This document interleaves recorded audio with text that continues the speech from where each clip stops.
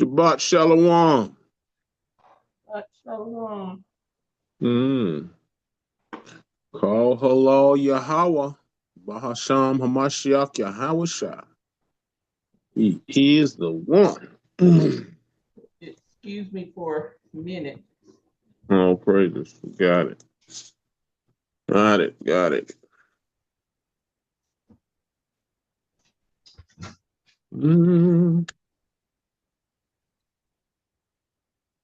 Call halal.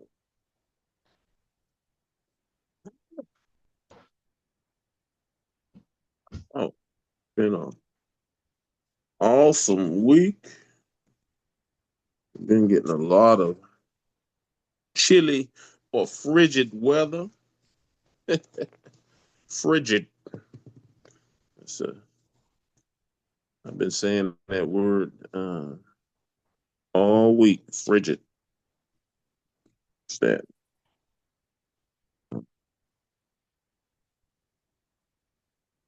That's meteorologist term. Frigid. It's frigid. All praises down to Yahweh for bringing us back to another Shabbat. It's nothing like it. Thought that it would be a hindrance, a burden, and so many other things in the beginning, but now we understand that it's just a blessing to consistently to take time out to rest because our minds continually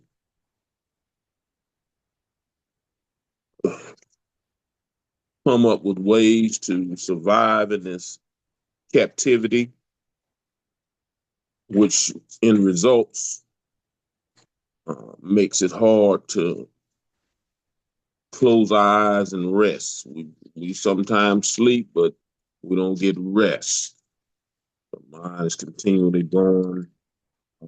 As the scripture says, we don't know one day from the next if we're going to see tomorrow, if there be a tomorrow. But in this time and this captivity, it's good to be able to rest. It's good to be able to rest. And this is the rest. This is the day that Yahweh has made. We're going to rejoice and be glad in it. We know that there is soon to come a changing of the guards, and we are blessed, fortunate to be called out of sleep, our perpetual sleep in these last days, to prepare ourselves for the coming of the Mashiach. When it comes to wreak havoc on this wicked system. This is our holy Sabbath. Today is the Shabbat, the seventh day. Under this rule, it's called, in many eyes who have done the study, understand it used to be Saturn Day, and now it's Saturday, same thing. But we know that the seventh day is the day of rest for Yahweh's chosen people, Yasharallah, the 12 tribes of the patriarch Jacob. The 12 tribes being Judah, Benjamin, Levi, Ephraim, Manasseh, Simeon, Gad, Reuben, Asher, Issachar, Naphtali, and Zebulun. All praises. Those are our family. That's our family. We are the Israelites. Kwam Yasharallah. People sometimes say that Jacob had 12 sons. Man, his woman, well, the 12 sons was by 4 women. um, Leah, Bilhah, Zipporah, and Rachel. Those are the four women. Uh, I think, Asenath, God, that was five. We'll say is Leah. She was the mother of Reuben, Simeon, Levi, and Judah. Uh, and I think later she had two more sons and a daughter, Dinah. Uh, Bilhah, she had Dan and Naphtali. Their mother was Bilhah. Asher and Gad's mother was Zipporah. Issachar uh, and Zebulun was the two sons later that Leah had. Uh, Rachel's son was Benjamin. That's our other family member. And Asenath uh, was had later by but Manasseh and Ephraim, and through e- and Joseph was in that. You remember Joseph, the brother, the family member we had that the famous term, the coat of many colors, who was sold into slavery by his brother. Asenath the Egyptian was his mother by Joseph, Manasseh and Ephraim. Yeah. But anyway, that's just the overview of who we are as Israelites. Those are the family members, all melanated people, the Hebrew people.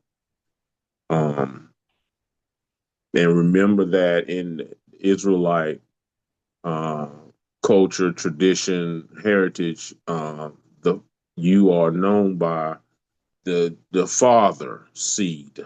The mother does not have a seed. The father seed. That's where you get your spine from. To produces blood.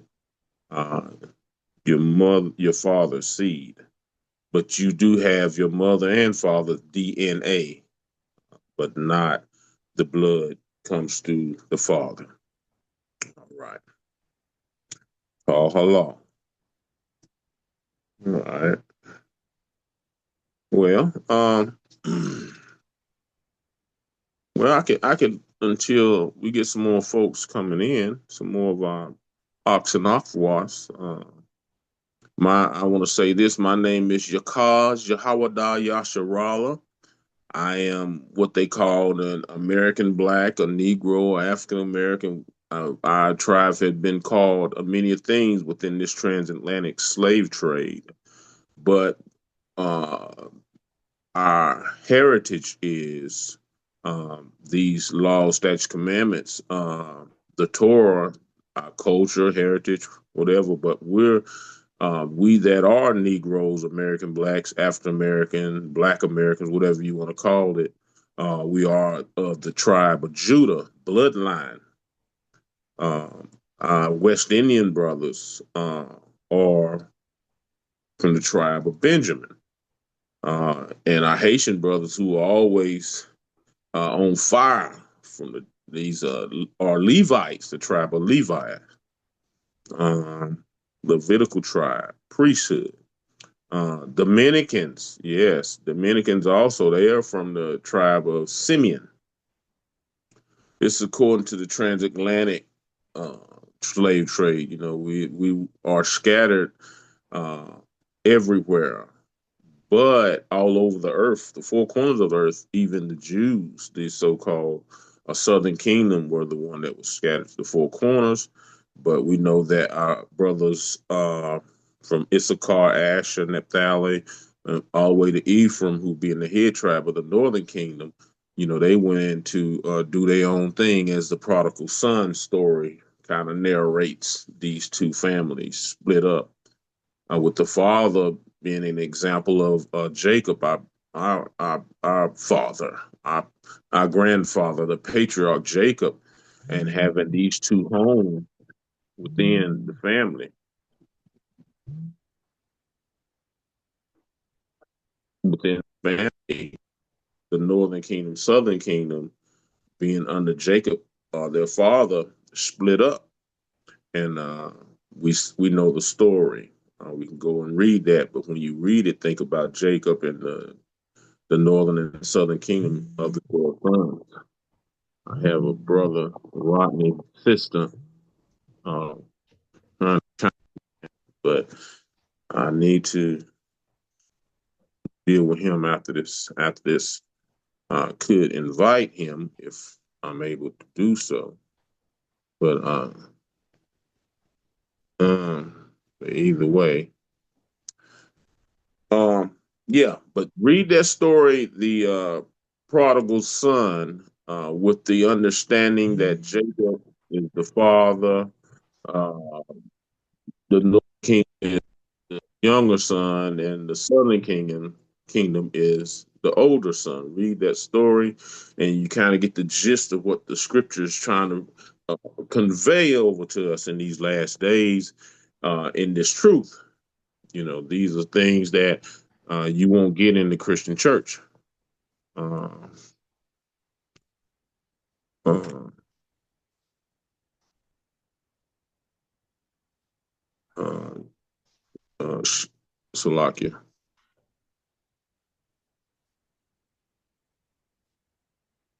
I'll be right with you.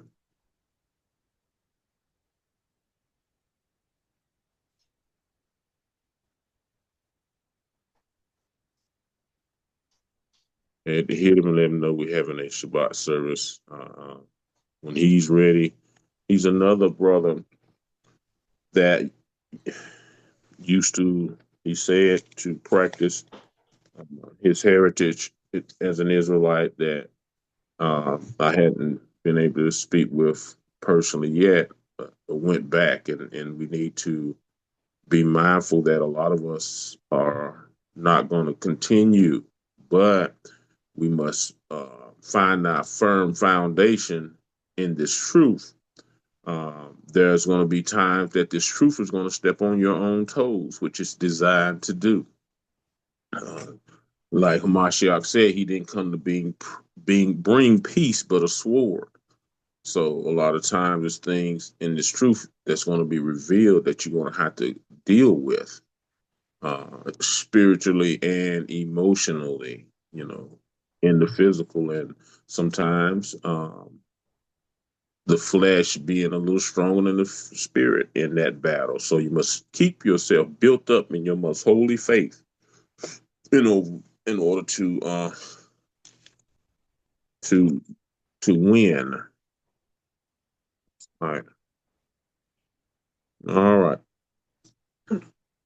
We're gonna talk about language. Language.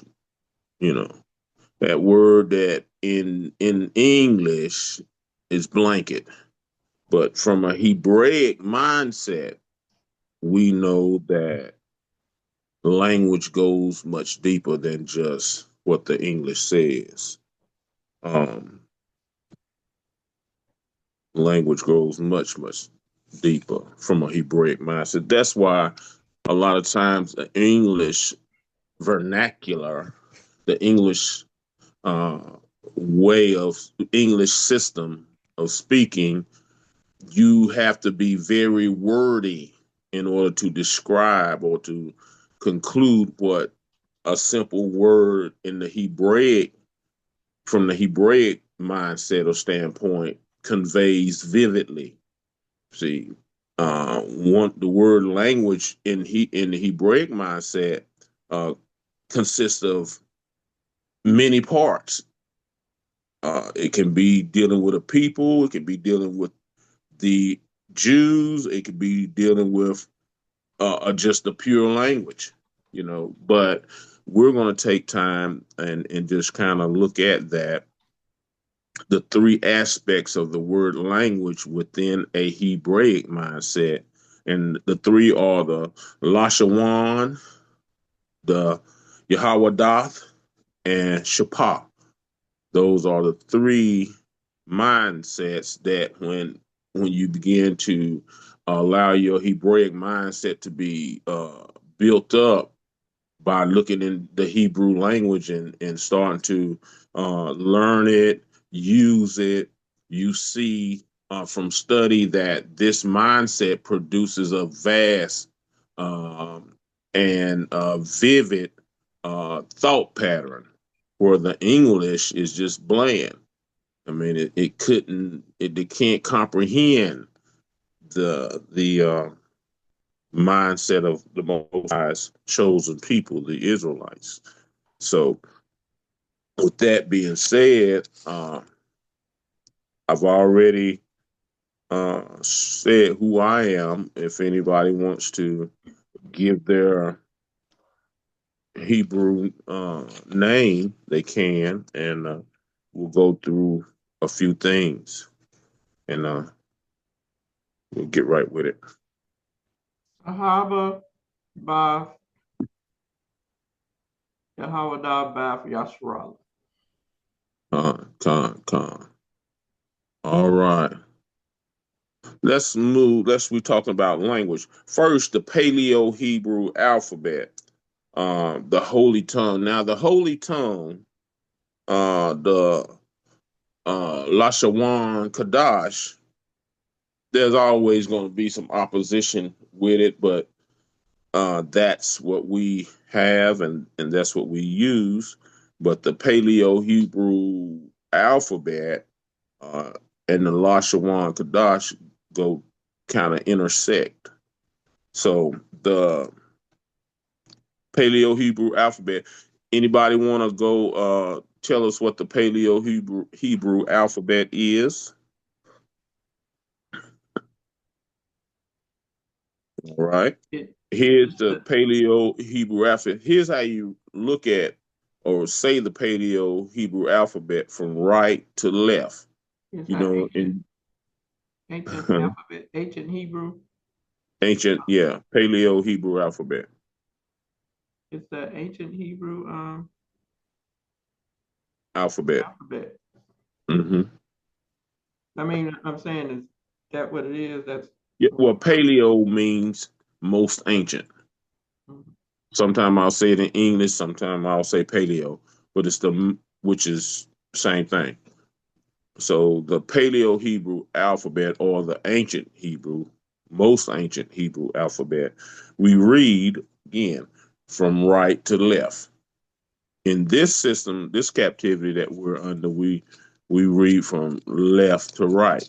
So of course, in an overthrow, we know that those that are the victors, whether war or peace, but it's a victor in every confrontation.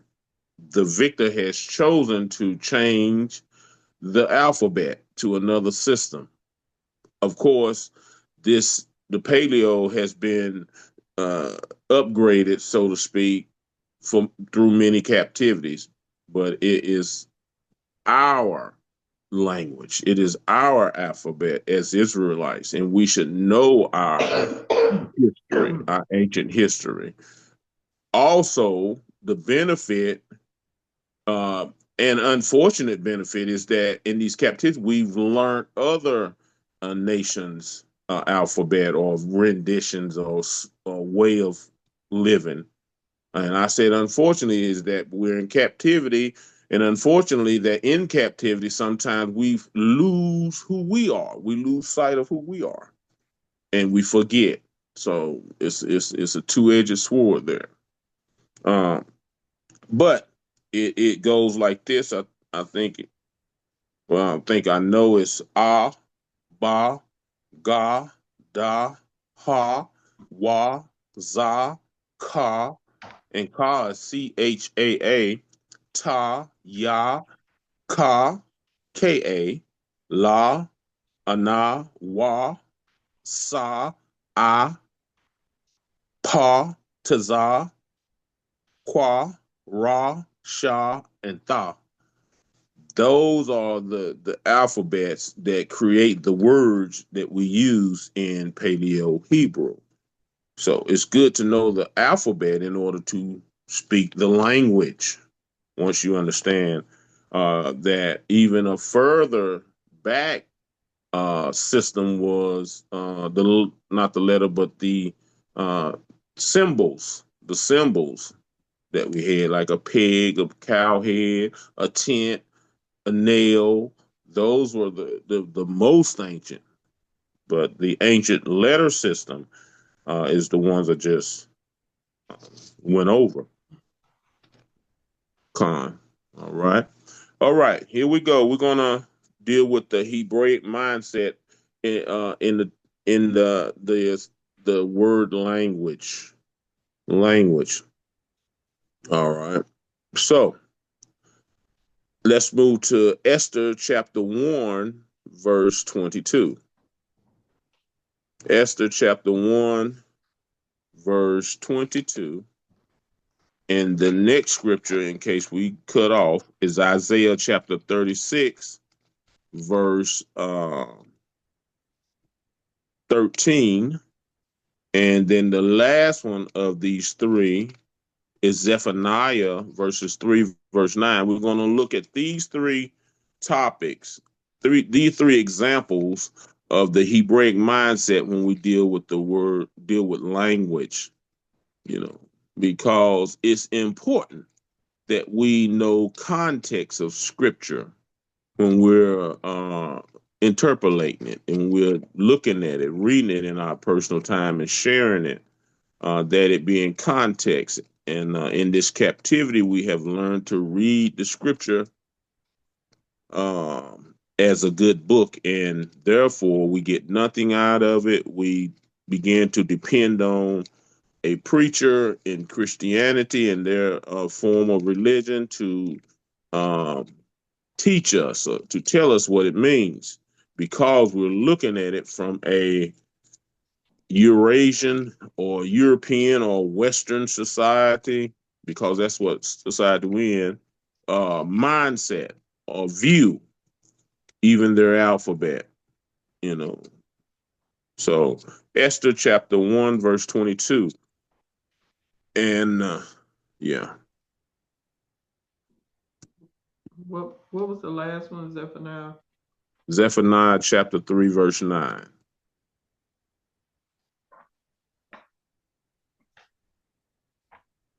Esther chapter 1, verse 22. Esther chapter 1, verse 22. But he sent letters into all the king's provinces, into every province according to the writing thereof, and to every people after their language, that every man should bear rule in his own house, and that it should be published according to the language of every people. All right. So we see that word language. That word language is talking about a people's language. And when you speak of a people's language, you say the word Lashawan. Lashawan. That is dealing with a people language. And like we said, there are different uh, tones or different. The word language is used in different ways depending on context. And context of scripture means a lot. Uh-huh. Could you pronounce that again, please? Which that? The last you said Lasha. Oh, Lashawan. LA. It's in the Strong's H3956. H3956, and it's called Lashawan. Lashawan. And that means language. No, that's the type Type. of language. The Lashawan. Okay. Yeah, it's a type. I like say the word language, depending on context, can mean different things. And one type of language, meaning of the word language, depending on the context, we see in Esther chapter 1, verses 22, and it's talking about the people's language.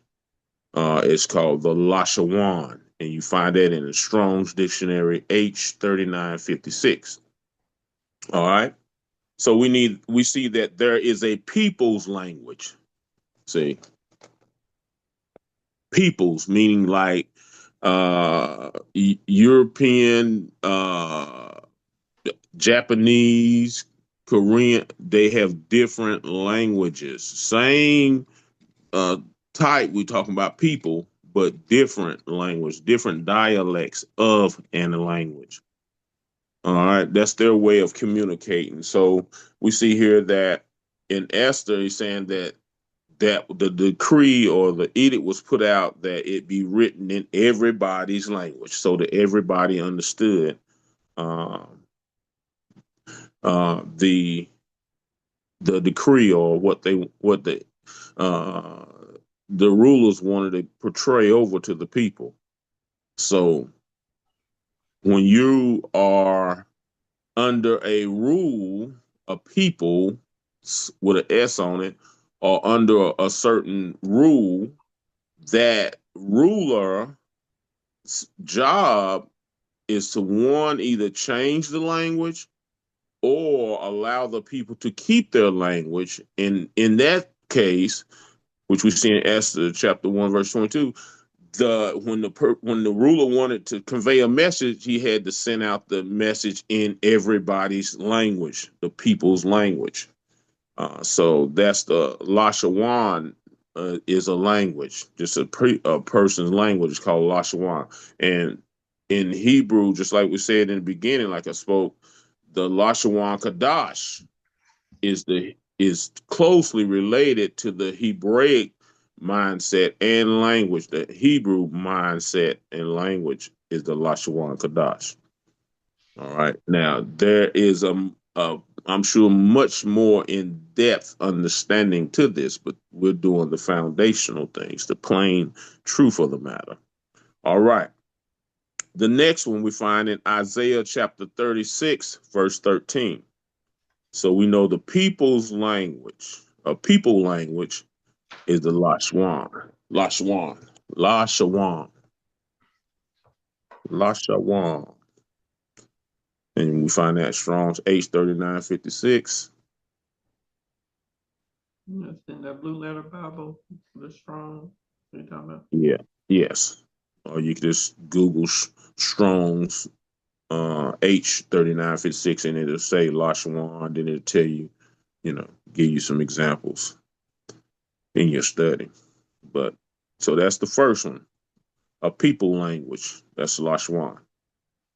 The Hebrews language, Lashwan Kadash, and again, uh, there is of course, some contention about the Lashwan Kadash not being authentic and so on and so forth. But like everything, something started from somewhere. All right. Isaiah chapter 36, verse 13. Isaiah chapter 36, verse 13. Mhm. Then Rabshakeh stood and cried with a loud voice in the Jews' language and said, Hear the words of the great king, the king of Assyria. So we see here the Jews' language. So that's a specific language that they're talking about. And we can look at Strong's H3066. H3066. The Jews' language is Yahawadath. That's specific. The Jews' language, specific. Yahawadath. And we know that the Jews, those that are considered Jews, are from the tribe of Judah, Benjamin, Levi. That term Jews was given to those three brothers of that tribe, the southern kingdom tribe, are considered Jews. Not all of Israel is considered Jews, or all the Israelites are not considered Jews. Just the tribes of Judah, Benjamin, and Levi, that priestly tribe. That is considered Jews. So the Jews' language is Yahawadath. Yahawadath. Yahawadath. That's the Jews' language. And we find that in Strong's H30 and 66. And the example of this mindset, the depth of this word language mindset from a Hebraic mindset, we can find also in Isaiah 36:13 as your example. The people's language, and now we talk about the Jews' language. And let's also, as a precept, move over to further quantify this is Nehemiah chapter 13 and verse 24. Nehemiah chapter 13, verse 34. And we find Nehemiah right before Esther. Nehemiah is right before Esther.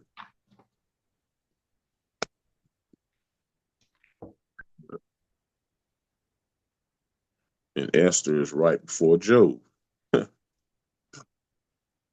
Shalom, Ama Mariam. It's snowing outside. Man. Nehemiah chapter 13, verse 24.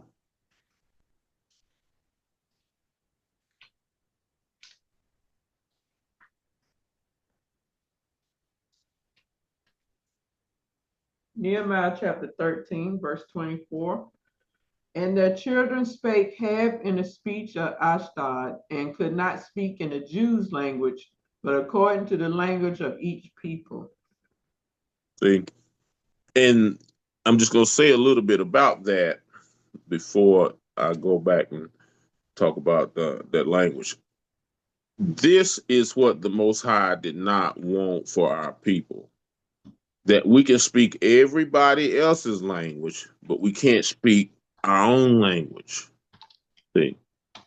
That's a grave injustice. The scripture says that, but according to the language of each people. So everybody else's, Chinese, Asian, every American or European, let's say American, because even in this European language, English language, there are different dialects within the English language. And so it's not a good source of communication.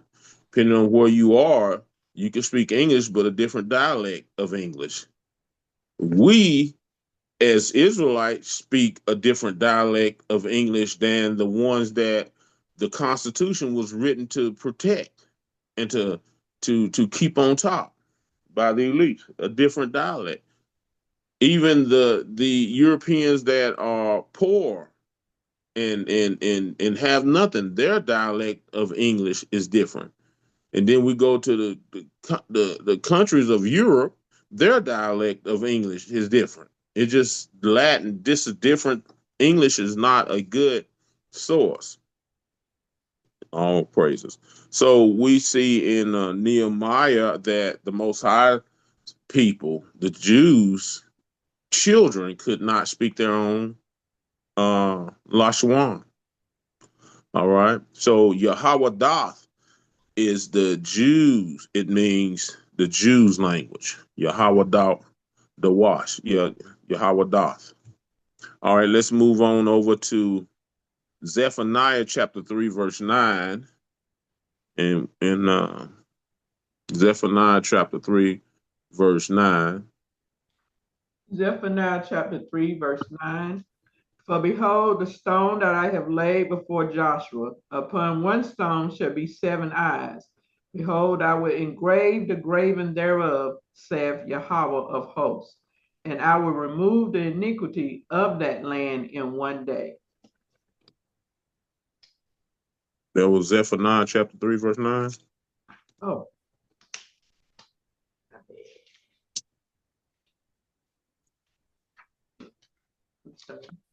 That's a wrong one. Salakia.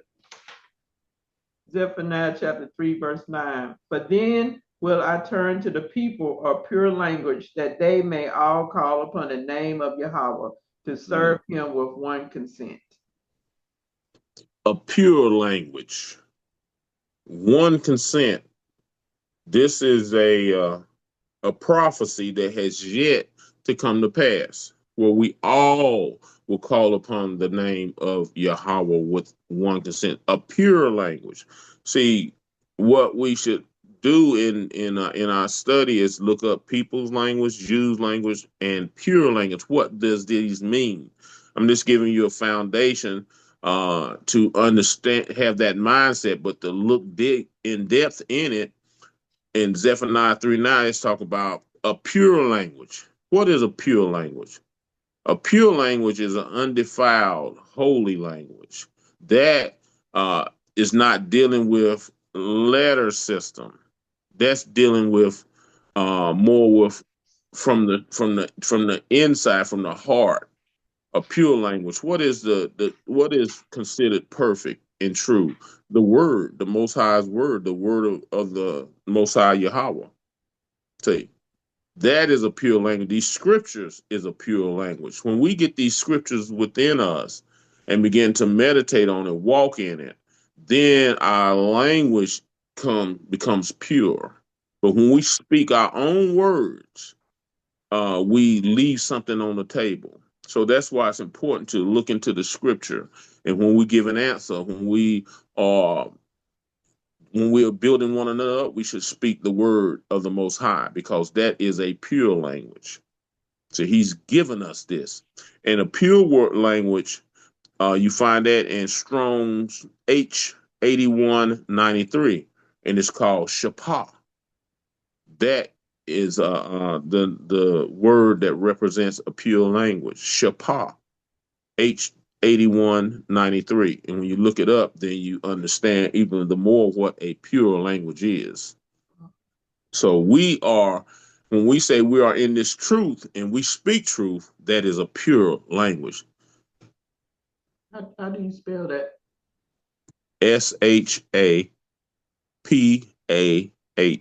Shapah. Shapah. Shapah. Pure language. So we looked at a people's language, a people language, a Jews language, pure language. That is the Hebraic mindset of one simple word called language in the English. But when we have that Hebraic mindset, we understand according to context what type of language. Mm-hmm. See, in this captivity, we look at language and blanket statement for everything.